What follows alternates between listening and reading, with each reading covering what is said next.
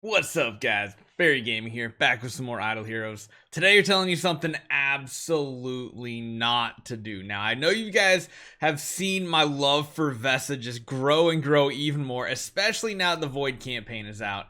But what I'm doing is not optimal because you really need to get to 2-4-10 complete. We are not there yet. We're still stuck on this stupid wave here. And it's mainly because I'm doing stupid things right now. So getting to this is important because then you can start accumulating these Cores of Origin shards. You should not be investing all of this in one hero. And the other thing to remember is the resources you're generating is so random. It is crazy random. The amount of spiritual essence I've seen like me get, for example, versus some other person, it's been just like some crazy difference in resources. Of course, we have our awesome anniversary growth plan, which is giving us tons of it. I mean, I got 10,000 even more I hadn't even claimed out just yet. But we're getting tons of it. I also grabbed it from here as well because I'm all about the spiritual essence. I want to see how powerful a single hero can get. However, doing that is not a good idea. But we do have a level 400 hero on our account. It's let's put it this way. It really doesn't seem worthwhile because one of the things too is without having that A- hero copy, which I am in all honesty getting very impatient waiting for a Vessa copy. I mean, if I could snag that for that price, that would be cool. However, this is going to go for a lot more by the time it's there. This one's still on the market. It's got, it's hard to stomach $2,000 for a single hero copy. Even if we look at the stuff about to hit the market, I mean, that's still, it's more reasonable. It's 2,000. It's very low stats though, very low for an A copy. Could be worse though. You could get an even lower copy like that, but the prices are dropping, so I think I'm going to hold out strong because the one thing that we've been having issues with is without Giant Killer, we've been really even struggling to complete this. Let me make sure it's active. Yes, it is. We even have this whole lineup set up here. We have tons of really good heroes on this, but we are just getting absolutely obliterated. I'm even running energy round 1 to give everybody a full shield bar. It still is not enough for this power of a Vessa. A level 400 Vessa, still not quite strong enough. However, this one's actually going a little better. We're going to lose both pandas, which almost leads me to believe I shouldn't even be running pandas right now.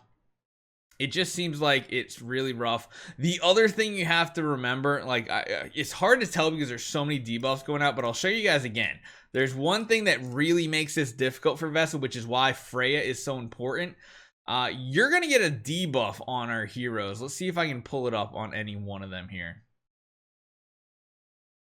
Not showing up just yet. There it is, the heart. You guys know that heart from seeing it from Ada's for all those years. We have a healing reduction debuff that is like just a look at the healing. This is an active.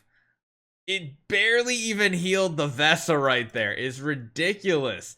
Lowering attack stats in combination with that just makes it so difficult. And without the real big firepower from like an A tier Vessa, even though we have a Vessa up to level 400, being that it's a B- isn't helping a ton. So yes, we have this ridiculously strong hero, but she's not doing too much for us. Now, one thing she has done is I have managed, I was number 69 on the list. Let's see if we're still 69. Probably not. Oh, where are we? Are we still 69? Oh, we got bumped down the list, I think. Because I think, yeah, I only killed 2 Nightmare Stations Depth 9. It has made this an absolute joke. So if you've been wanting to push higher, yeah, Vessa is absolutely crushing it. She's basically single-handedly winning all the way through Depth 9, which is why I think so many people are much higher up on this leaderboard now. Granted, I mean, no one really has this type of investment on this hero. What you should have is instead an entire team of like V1 and V2 heroes, or O1, O2, whatever you want to call them. I think we're going to go O1 through O5. I don't know if there's an Origin 6 because technically we're at level 100 right now. We can take it up to 120. I think the better option is to unlock a lot of trees, and the biggest thing you need to do, especially for Void campaign, if you have 3 Transcendence heroes, Vessa, maybe Freya, and Jarrah. Those are, I think, 3 of the most important heroes to have right now. You want to make sure your Freya and your Vessa are faster than the Jarrah, both with Demon Bells to feed her around when active, and then also have her faster than the enemy team. It gets to the point with the speed, though, you're going to need a lot of other artifacts. You're going to need a lot of these, I think, to completely try to offset the enemy speed. And maybe not even run Demon Bells, running Snow Hearts instead, because at the very least, Jarrah will still get energy from those actives. You won't get the bonuses, but every time someone uses an active, it's at least 20 energy. On top of that, I would highly suggest making one of your strongest trees here the Starwing Jarrah. Why is that? Well, of course, number one, the active here, the Star Stream. This is going to be an increased chance to CC enemies, which is cool. But everything in this tree helps you CC the enemies even more. Higher chances. We get 15% control precision on the first branch. On the second one, you have a chance to trigger both of them if the enemies are within that 40 to 60 HP range, which is really cool. You get multiple effects going off instead of 50-50, Petrify stopping at 50 HP, 50% HP freeze starting at 50 or 49% HP, however that works out. You have an overlap now, which is cool. And then on top of that, Noble Sublimation, if instead of, you already have at 150 energy, you do an additional CC chance. Now, if you get over 200 energy before releasing the active,